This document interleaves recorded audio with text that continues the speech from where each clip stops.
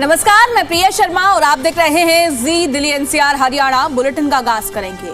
हरियाणा विधानसभा से कांग्रेस का वॉकआउट, मंत्री विपुल गोयल पर गाली देने का आरोप। गाली देने के आरोपों पर विपुल गोयल की तरफ से बयान दिया गया। किसी भी सदस्य को गाली नहीं दी गई है, ये साफ तौर पर विपुल गोयल कहते हुए नजर आए। विधानसभा का सत्र चल रहा है, आज तीसरा दिन यानी कि आखिरी दिन है और जमकर बवाल देखने को मिल रहा है। हरियाणा विधानसभा से कांग्रेस का इसी बीच वॉकआउट देखने को मिला। मंत्री विपुल गोयल पर गाली देने का कांग्रेस पार्टी की तरफ से आरोप लगाया गया। कहा कि गाली दी गई। गाली देने के आरोपों पर मंत्री विपुल गोयल बोलते हुए नजर आए कि किसी भी सदस्य को कोई भी गाली नहीं दी गई है। आपको बता दें कि जमकर हंगामा देखने को मिला है। तीसरा दिन भी हंगामे की भेंट चढ़ता हुआ विधानसभा का सत्र नजर आया। जिस तरीके से पहले दिन देखने को मिला, वंदे मातरम पर चर्चा बहस देखने को मिली। दूसरा दिन कांग्रेस पार्टी ने अविश्वास प्रस्ताव रखा, जवाब पर वॉकआउट किया और आज एक बार फिर से कांग्रेस पार्टी वॉकआउट करती हुई नजर आई। कहती हुई नजर आई कि विपुल गोयल की तरफ से गाली दी गई है और इस आरोप पर विपुल गोयल का भी बयान सामने आया। उन्होंने कहा कि कोई भी गाली नहीं दी गई। कांग्रेस पार्टी का आज एक बार फिर से वॉकआउट देखने को मिला, जमकर हंगामा देखने को मिला, तीखी बहस देखने को मिली, आरोप प्रत्यारोप सत्र में देखने को मिला, जमकर हंगामा देखने को मिला। एसआईआर का मुद्दा उठा, वोट चोरी का मुद्दा उठा। वहीं सत्ता पक्ष की तरफ से लगातार कहा गया, जब जब मुद्दे पर आते हैं तो कांग्रेस भागने का कार्य करती है। उन्होंने बूथ एजेंट, पोलिंग एजेंटों का भी अपमान किया। हर घूम रहे हैं कि भी वोट छोड़, गद्दी छोड़, ये इनके पीछे कोई नहीं भागता। सिर्फ वही लोग जाते हैं जो सेल्फिश है सारे के सारे।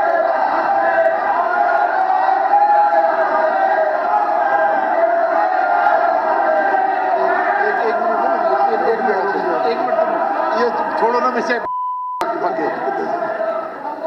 अध्यक्ष जी एक मिनट मंत्री जी बैठो। अध्यक्ष जी, इन लोगों की मैं फिर कह रहा हूं, मैंने किसी भी सदस्य के लिए कोई ऐसी अभद्र भाषा का प्रयोग नहीं किया। अगर कोई हम आपस में बात कर रहे हैं फिर भी किसी को लगी है, मैं खेद व्यक्त करता हूं। और विपुल गोयल ऐसी बात कभी नहीं करता। विपुल गोयल ऐसी बात कभी नहीं करता। किसी को गलतफहमी हुई हो, यहाँ पर स्वस्थ चर्चा, स्वतंत्र चर्चा। उन्होंने बोल दिया किसी सदस्य के किसी संदर्भ में ऐसी कोई बात नहीं उन्होंने की। अगर फिर भी कोई ऐसी बात आप लोगों को कहीं लगी है, वो उन्होंने खेद भी व्यक्त किया। अगर आपको ऐसा लगा है तो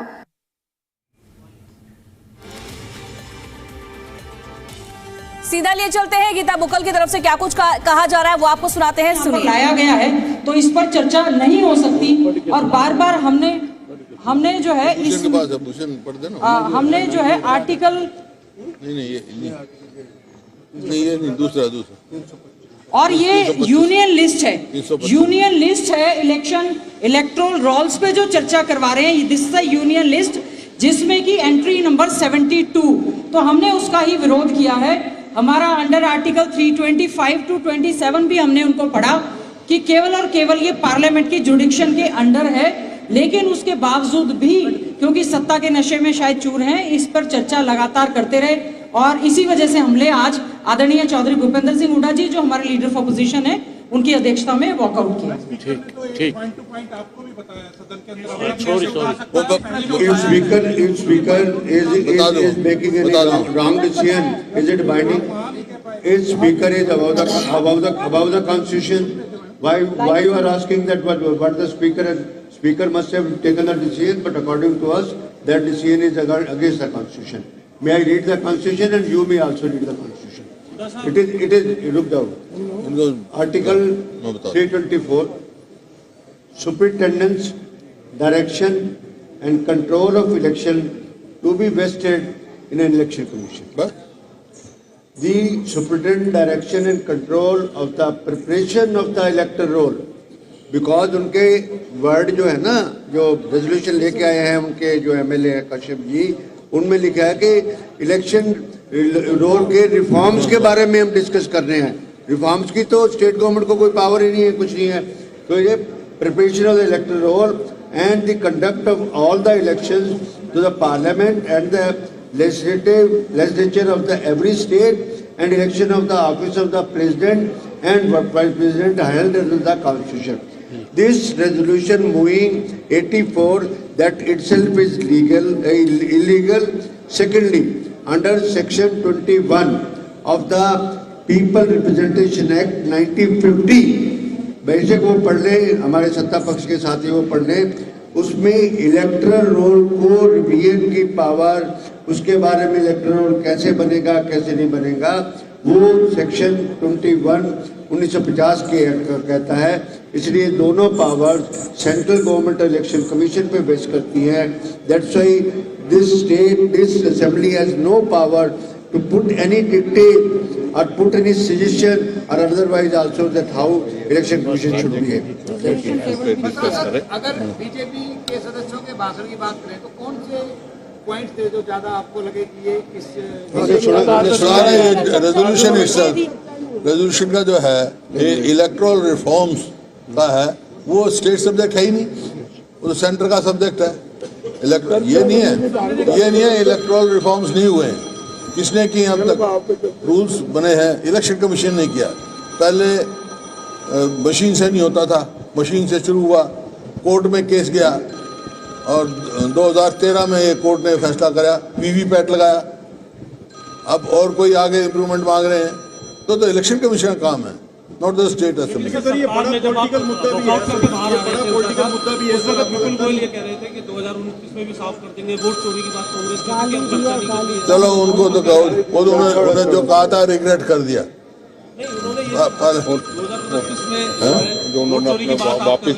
वापिस ही ले लिया, आपने रिग्रेट कर दिया, तो उसके बाद कुछ चक्कर नहीं। बड़ा पॉलिटिकल मुद्दा भी है, आप लोग जो आरोप लगा रहे हैं इसमें आप कह रहे हैं इलेक्शन कमीशन। अब मैं तो कह रहा हूँ, और इसी वास्ते इलेक्शन कमीशन से हम जवाब मांग रहे हैं, राहुल जी ने भी मांगे, लेकिन इलेक्शन कमीशन ने कोई जवाब नहीं दिया। हरियाणा के बारे में सबसे पहले हमने कहा कि 7% का वोट एनहांस किसी स्टेट में दिखा दो। 5 तारीख को 61% होता है और 6 को 65.65 और 7 को 67.90, तो 68 हो गया। 7% एनहांसमेंट पॉसिबल नहीं है डिजिटल, या तो ये इनके मशीनें खराब है या क्या है। This has to be. जुड़ गए हैं कुलदीप वत्स जी। देखिए जिस तरीके से सत्र चल रहा है, तीसरा दिन है, एक बार फिर से विधानसभा से वॉकआउट देखने को मिला, क्या कहेंगे आप जी? सर जा रहे हैं गाड़ी का।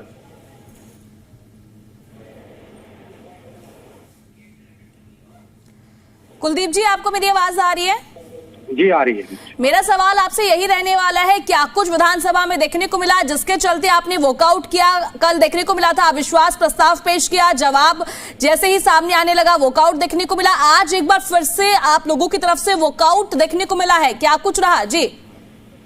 धन्यवाद। एक तो जी देखिए, आज का जो वॉकआउट का एक सीधा सा एक जवाब ये है कि जो चीज विधानसभा के पटल पर रख ही नहीं सकते और आप अगर उसको विधानसभा में लेके आ रहे हो तो वो कोई नहीं है। ये चीज इससे पहले पार्लियामेंट में, राज्यसभा में, दोनों जगह चीज उठी।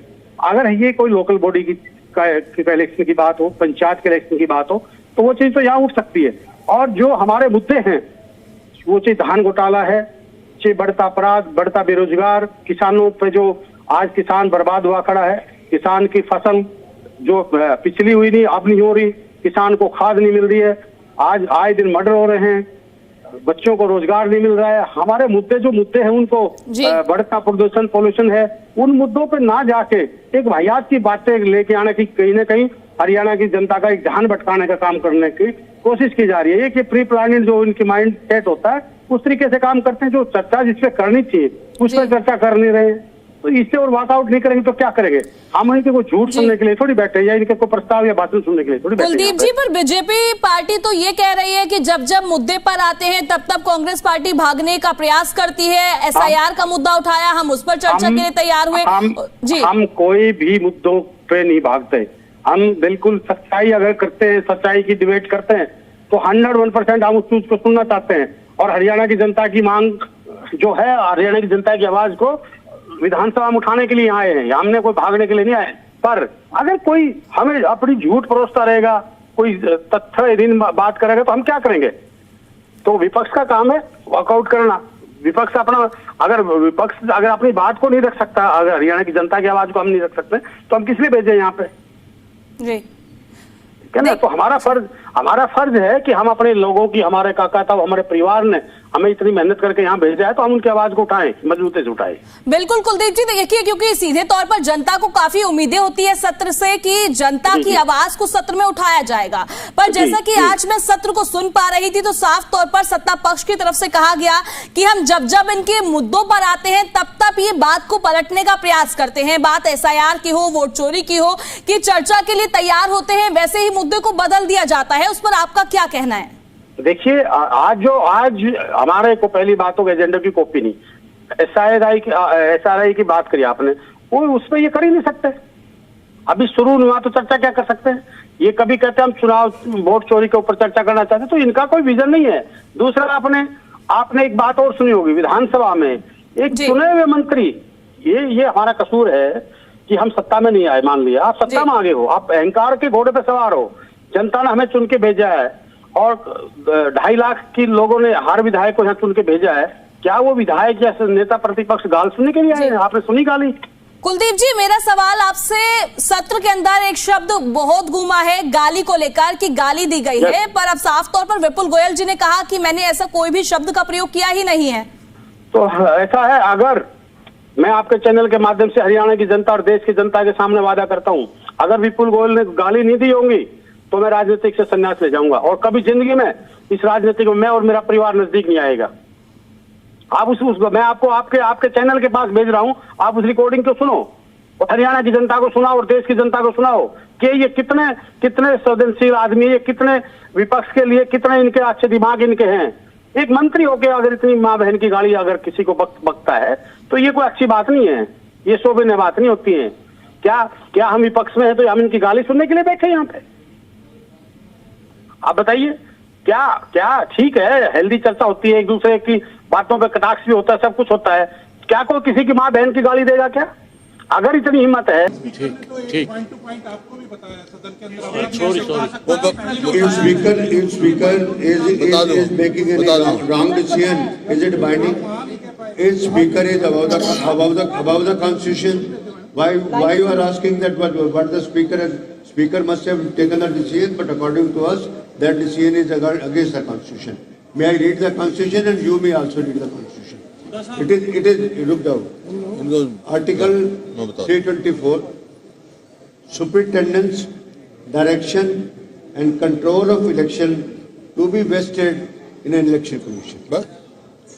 The superintendent direction and control of the preparation of the electoral roll, because उनके वर्ड जो है ना, जो रेजोल्यूशन लेके आए हैं उनके जो MLA है कश्यप जी, उनमें लिखा है कि इलेक्शन रोल के रिफॉर्म्स के बारे में हम डिस्कस कर रहे हैं। रिफॉर्म्स की तो स्टेट गवर्नमेंट को कोई पावर ही नहीं है, कुछ नहीं है। तो ये preparation of the electoral roll and the conduct of all the elections to the parliament and the legislature of the every state and election of the office of the president and vice president held under the constitution. This resolution moving 84 that itself is illegal. Secondly, under section 21 of the People Representation Act 1950, बेशक वो पढ़ ले, हमारे सत्ता पक्ष के साथी वो पढ़ ले, उसमें इलेक्टोरल रोल को रिवीजन की पावर, उसके बारे में इलेक्टोरल रोल कैसे बनेगा कैसे नहीं बनेगा, वो सेक्शन 21 1950 के एक्ट का कहता है। इसलिए दोनों power central government election commission पे बेस करती हैं। That's why this assembly has no power to put any dictate or put any suggestion or otherwise also that how election commission should behave. अगर BJP के सदस्यों के भाषण की बात करें तो कौन से पॉइंट्स थे जो ज्यादा आपको लगे कि ये इस रेजोल्यूशन का जो है ये इलेक्ट्रल रिफॉर्म्स का है, वो स्टेट सब्जेक्ट है ही नहीं, वो तो सेंटर का सब्जेक्ट है। ये नहीं है इलेक्ट्रल रिफॉर्म्स नहीं हुए हैं। किसने किए अब तक? रूल्स बने हैं, इलेक्शन कमीशन ने किया। पहले मशीन से नहीं होता था, मशीन से शुरू हुआ, कोर्ट में केस गया और 2013 में ये कोर्ट ने फैसला कराया, वीवीपैट लगाया। अब और कोई आगे इम्प्रूवमेंट मांग रहे हैं तो इलेक्शन कमीशन का काम है, नॉट द स्टेट असेंबली। ये बड़ा पॉलिटिकल मुद्दा भी है, बड़ा पॉलिटिकल मुद्दा भी है। इस वक्त विपुल गोयल ये कह रहे थे कि 2029 में भी साफ कर देंगे, वोट चोरी की बात कांग्रेस की थी कि अब चर्चा नहीं कर रही है। चलो उनको तो कहो, वो तो उन्होंने जो कहा था रिग्रेट कर दिया। नहीं, उन्होंने ये 2029 में वोट चोरी की बात वापिस ही ले लिया, आपने रिग्रेट कर दिया तो उसके बाद कुछ चलता नहीं। बड़ा पॉलिटिकल मुद्दा भी है, नहीं हुई है, आरोप लगा रहे हैं इस पे, आप कह रहे हैं इलेक्शन कमीशन। अब मैं तो कह रहा हूँ, और इसी वास्ते इलेक्शन कमीशन से हम जवाब मांग रहे हैं, राहुल जी ने भी मांगे, लेकिन इलेक्शन कमीशन ने कोई जवाब नहीं दिया। हरियाणा के बारे में सबसे पहले हमने कहा कि भी 7% का वोट एनहांस किसी स्टेट में दिखा दो। 5 तारीख को 61% होता है और 6 को 65.65 और 7 को 67.90, 68 हो गया। 7% एनहांसमेंट पॉसिबल नहीं है डिजिटल, या तो ये इनके मशीनें खराब है या क्या है। This has to be. सरकारी तंत्र की मेरी खबर से जुड़ गए हैं कुलदीप वत्स जी। देखिए जिस तरीके से सत्र चल रहा है, तीसरा दिन है, एक बार फिर से विधानसभा से वॉकआउट देखने को मिला, क्या कहेंगे आप? जी सर जा रहे हैं गाड़ी का।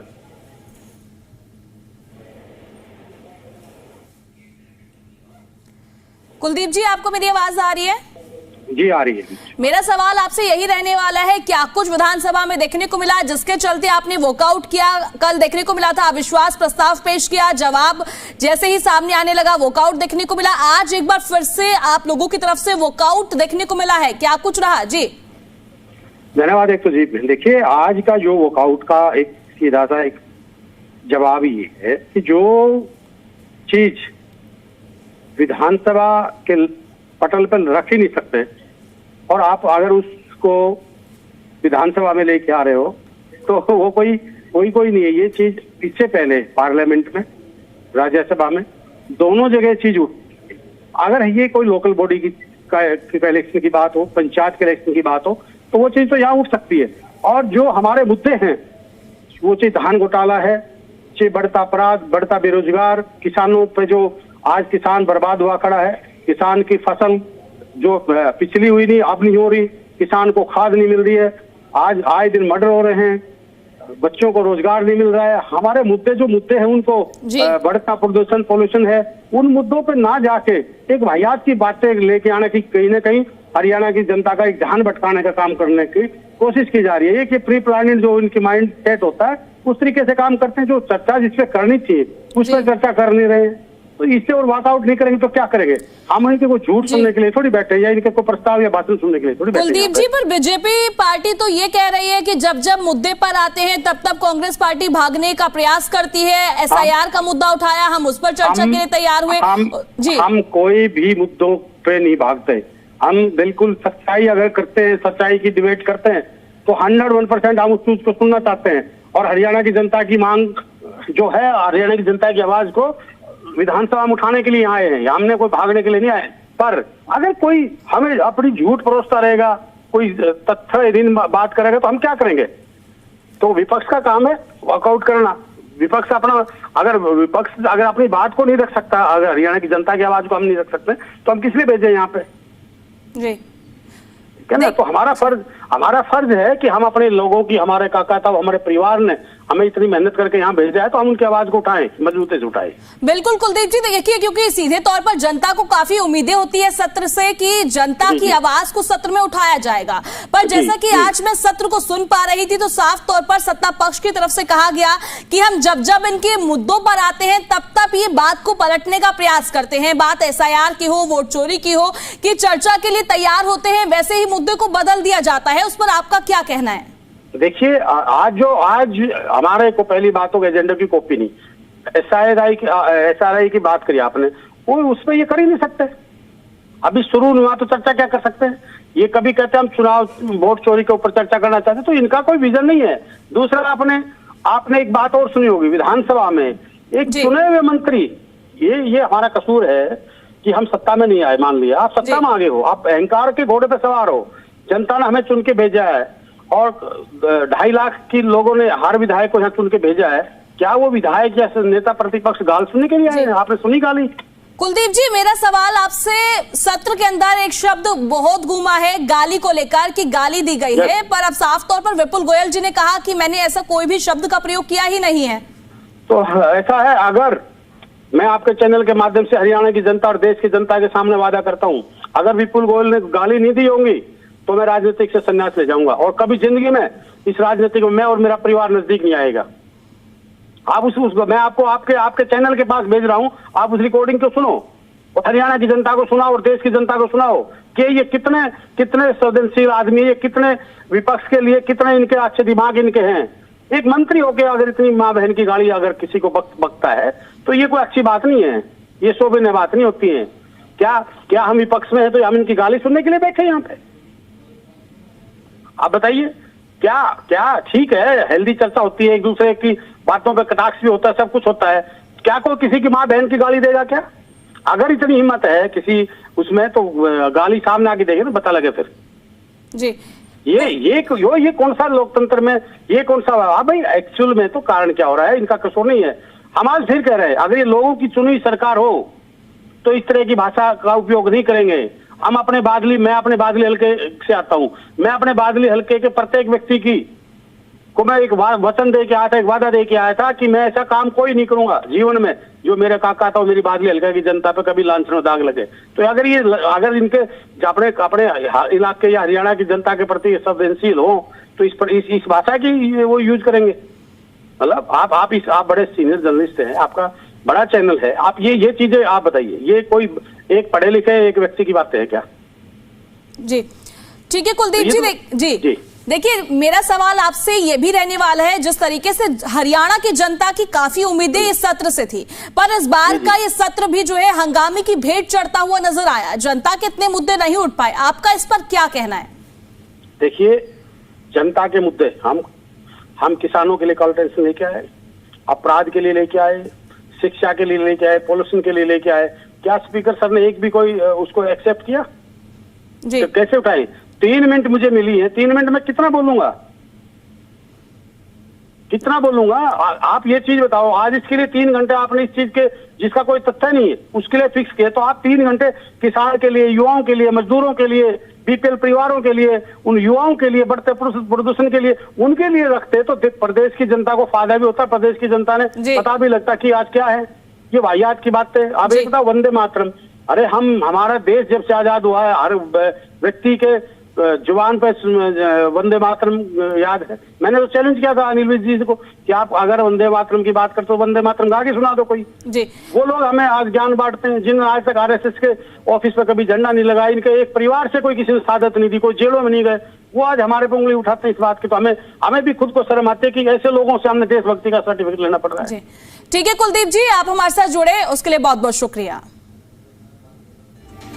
अब इसी के साथ खबरों में आगे बढ़ते हैं। नेता प्रतिपक्ष भूपेंद्र सिंह हुड्डा का आरोप देखने को मिला, कांग्रेस का एक भी प्रस्ताव मंजूर नहीं हुआ है। ये साफ तौर पर नेता प्रतिपक्ष भूपेंद्र सिंह हुड्डा कहते हुए नजर आए। ध्यानाकर्षण प्रस्ताव दिए, काम रोको प्रस्ताव दिए, शॉर्ट टर्म नोटिस दिए, एक भी प्रस्ताव मंजूर नहीं हुआ। खिलाड़ियों के मुद्दे पर काम रोको प्रस्ताव लाया गया था। हम अरावली के मुद्दे पर चर्चा करना चाहते थे, सीएम नायब सिंह सैनी ने किसी मुद्दे पर जवाब नहीं दिया। नेता प्रतिपक्ष भूपेंद्र सिंह हुड्डा कहते हुए नजर आए कि मुद्दे उठाए गए पर उन पर चर्चा नहीं हुई, उन पर जवाब नहीं दिया गया, कोई भी प्रस्ताव मंजूर नहीं हुआ। ये लगातार कांग्रेस पार्टी की तरफ से कहा जा रहा है। ये भी कहा जा रहा है कि उनको बोलने नहीं दिया जा रहा है, बात को रखने नहीं दिया जा रहा है। इसी बीच भूपेंद्र सिंह हुड्डा कहते हुए नजर आए कि ध्यान आकर्षण प्रस्ताव दिए, काम रोको प्रस्ताव दिए, शॉर्ट टर्म नोटिस दिए, एक भी प्रस्ताव मंजूर नहीं हुआ। खिलाड़ियों के मुद्दे पर काम रोको प्रस्ताव लाया गया। हम अरावली के मुद्दे पर भी चर्चा करना चाहते थे पर नहीं हुई। मुख्यमंत्री नायब सिंह सैनी ने किसी भी मुद्दे पर जवाब नहीं दिया। हमने जितने भी मुद्दे उठाए, जिस प्रकार से अब के बुलडोज किया गया है बहुमत के उसमें, विपक्ष को मूक दर्शक बनाने का प्रयास किया गया है। ये पहली दफा हुआ है कि हमने एडजॉर्नमेंट मोशन दिए, शॉर्ट टर्म डिस्कशन दी, कॉलिंग अटेंशन दिए विभिन्न सब्जेक्टों पे, और जो हरियाणा के हित के सवाल हैं वो भी उठाए हमने, चाहे वो SYL का सवाल है, चाहे चंडीगढ़ का सवाल है, चाहे हेट स्पीच का सवाल है। लेकिन पहली दफ़ा ऐसे हुआ है एक भी कॉलिंग अटेंशन नहीं, एक भी एडजॉर्नमेंट मोशन नहीं, और एक भी शॉर्ट टर्म डिस्कशन नहीं किया, और मतलब स्पीकर ने वो किया नहीं। तो इस बात से बड़ा हमारे को वो है कि मुद्दे बहुत गंभीर थे। जैसे आपका खिलाड़ियों की 2 खिलाड़ियों की डेथ हुई, हमारा एडजॉर्नमेंट मोशन था। खेल परिसर में खेल युवाओं की जो जितना 2 की डेथ हुई उसके लिए एडजॉर्नमेंट मोशन था कि उनकी खेल नीति बिल्कुल विफल है, और 6 हमारे प्रोमिनेंट खिलाड़ी को इतना जान गंवानी पड़ती है। इसी तरह शॉर्ट टर्म नोटिस जो था ड्यूरेशन डिस्कशन वो अरावली पे था। अरावली का जो आया है सबसे ज़्यादा अफेक्टेड हरियाणा रहेगा। 100 मीटर का जो कहा है, इसका मतलब तो बिल्कुल हम बर्बादी की तरफ जा रहे हैं। सुप्रीम कोर्ट में हरियाणा गवर्नमेंट का क्या स्टैंड था, अब क्या उसमें जाएंगे क्या रिव्यू में, क्योंकि ये बड़ा नुकसान वाली बात है ये जो इन्होंने किया है। इसी प्रकार कॉलिंग अटेंशन जल भराव के मुआवजे के लिए था, और धान घोटाले के लिए था, मनरेगा के लिए था, हाँ प्रदूषण पे था, और भ्रष्टाचार पे था, शिक्षा पे था, स्वास्थ्य पे था, और जो विधानसभा जैसे मैंने कहा SYL का मुद्दा। लेकिन इन्होंने मुख्यमंत्री ने नो